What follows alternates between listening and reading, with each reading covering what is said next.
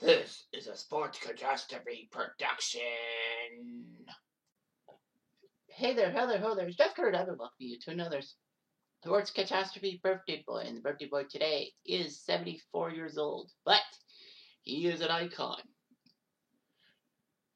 who actually was in the NFL and left for dead a couple of times in a not a literal sense, but in a figurative sense. This quarterback came from prominence. He had the Heisman Trophy. He was the first overall pick in the 1971 NFL Draft. He then went from New England to San Francisco and then to Oakland. And with Oakland, he would win 2 Super Bowls as the starting quarterback, despite the fact that he really wasn't the starting quarterback in the frame of mind. He's the only quarterback right now in the NFL who has had 2 Super Bowl wins as a starter at quarterback, but has not been in the Hall of Fame. His name, Jim Plunkett, who played 16 seasons in the NFL. Plunkett was born to Mexican-American parents. Plunkett's father was a news vendor, actually afflicted with progressive blindness. He had to support his blind wife and 3 children. So both of his parents were Mexican. So Plunkett was Mexican-American in a way. So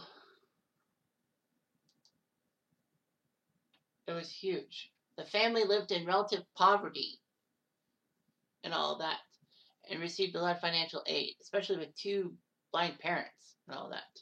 Jim and his sisters teamed up and learned to work hard and do things for themselves. They would help with chores and all that, of course. Jim was not too pleased with his family's financial situation, but avoid things that a lot of things and all that. But Plunkett endured and got to Stanford.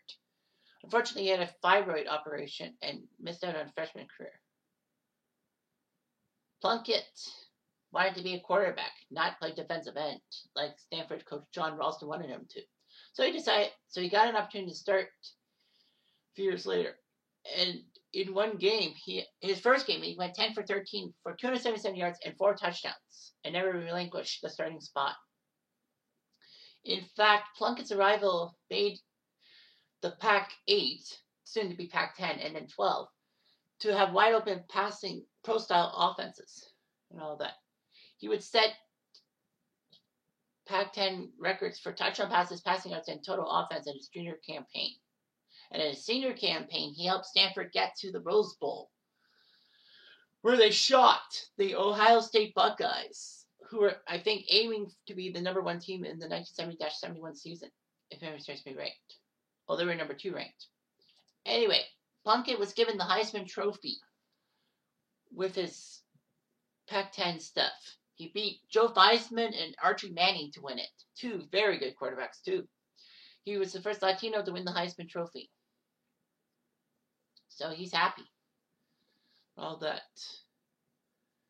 New England needed a quarterback. So, well, they were called the Boston Patriots at the time of the 1971 draft, but then they switched from Boston to New England to be more regional, if you will.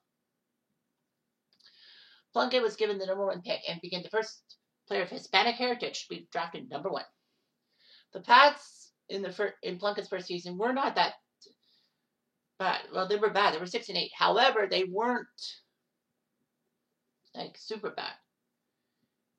In fact, New England on the final day of the season, New England actually influenced the AFC East championship race when Plunkett got a touchdown pass to Randy Fatala.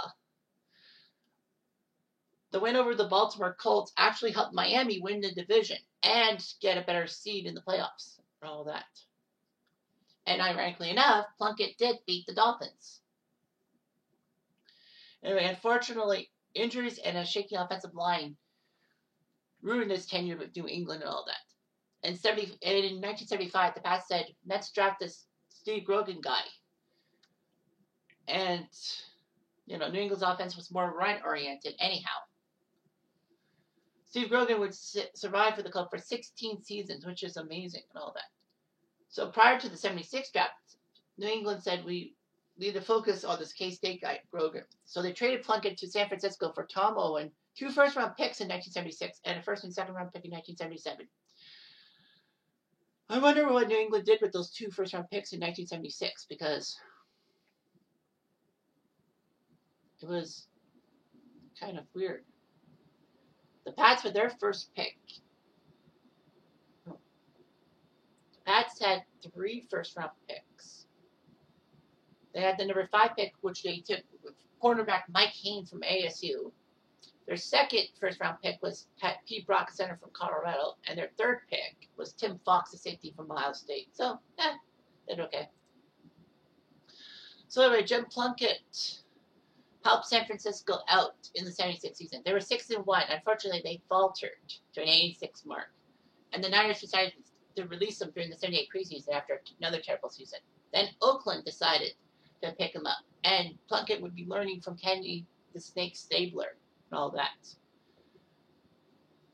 However, things would turn desperately in 1980.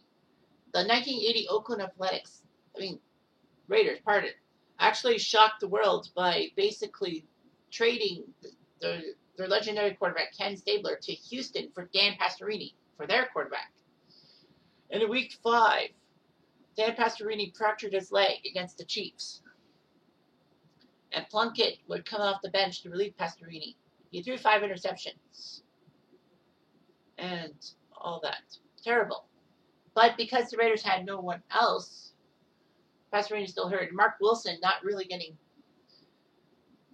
any good. The Raiders needed Plunkett to be the starter for the rest of the season. In his first game, he did pretty well for himself. In fact, he got Oakland to 9 wins in an 11-game span and got in as the wild card. Oakland would go on a magical run in the 1980 season.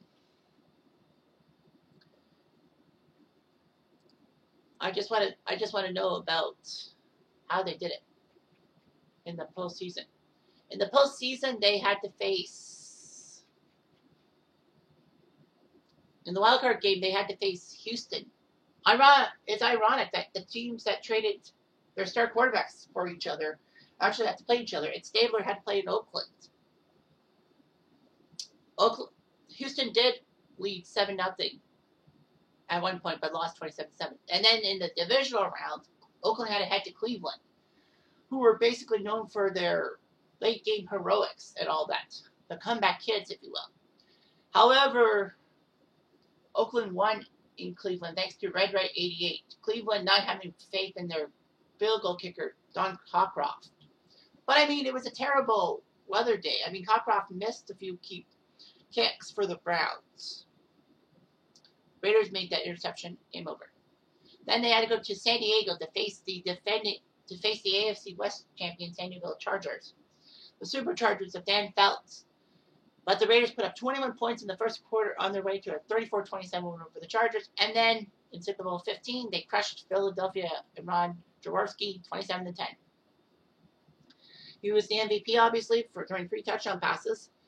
And the first minority to quarterback a team to a Super Bowl victory. And the only Latino to be a Super Bowl MVP.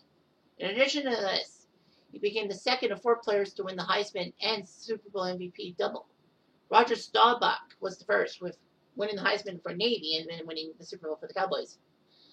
The MVP for the Cowboys. Marcus Allen and Desmond Howard are the only other 2. Marcus Allen, USC/Raiders, and Desmond Howard for Michigan/Packers. So the Raiders were moved to Los Angeles after Al Davis having a hissy fit. Plunkett was the backup again by 83. However, Mark Wilson, who the Raiders didn't give up on, actually got injured. So Plunkett had to be the starter again. And for some reason, the Raiders were that good. They got to Super Bowl 18 against the Washington Redskins. Redacted my butt. I'm going to say it how it wants to be said. Plunkett did very well for himself. The Raiders actually faced the Redskins in Oakland in the regular season, and Washington beat them handily. Washington was one of the most powerful offenses at that time, and they looked like they were going to go back-to-back Super Bowls. But the Raiders won 38-9, and that was huge. Unfortunately, Plunkett was not really a starter after '83. He was either injured or was the backup. He retired during the 1988 preseason because he missed the '87 season due to rotator cuff surgery. He actually does hold the Raider record for the longest career pass with a 99-yard pass play against the Skins in 1983. He's the only quarterback to win 2 Super Bowls with the same franchise in different cities, when he won in Oakland and one in Los Angeles. Lots of people have debate if he should be in the Hall of Fame. I think so, too.